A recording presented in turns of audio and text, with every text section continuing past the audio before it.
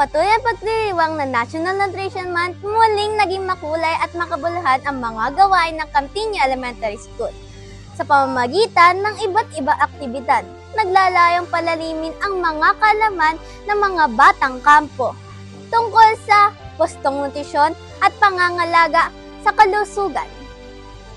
Bilang pagpapatuloy na selebrasyon, masiglang nakiisa ang mga mag-aaral sa mga gawaing tulad ng salad making, sandwich making at iba't ibang art activities.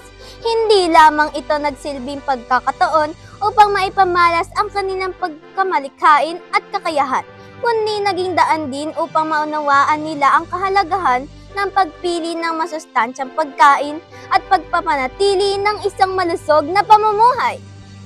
Sa salad making, natutunan ng mga mag-aaral ang wastong pagsasama-sama ng mga sariwa at masustansyang sangkap na nagbibigay ng mahalagang bitamina at mineral na kailangan ng katawan. Samantala sa sandwich making, ipinakita sa kanila na ang paghahanda ng masustansyang pagkain ay maaaring maging madali, masaya at abot kaya para sa bawat pamilya.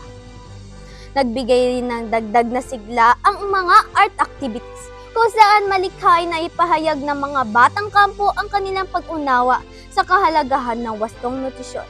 Sa pamamagitan ng sining na ipakita nila ang pagiging malusog ay nagsisimula sa tamang kaalaman at mabubuting gawi na maaaring isabuhay araw-araw. Higit pa sa mga natapos na gawain, ang tunay na tagumpay ng programa ay makikita sa mga ngiti ng bawat batang lumahok sa mga aral na kanilang natutunan at sa pagpapahalagahang unting-unti nilang nabuo hinggil sa wastong nutrisyon.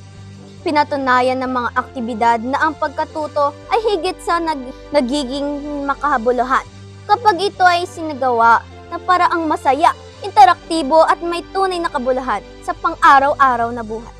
Sa pamamagitan ng mga sama-samang pakikisa ng mga guro, magulang at mga mag-aaral, patuloy na isinusulong ng Campiño Elementary School ang kahalagahan ng wastong nutrisyon bilang pundasyon ng malusog na pangangatawan, aktibong pagkatuto at mas maliwanag na kinabukasan ng bawat batang kampo.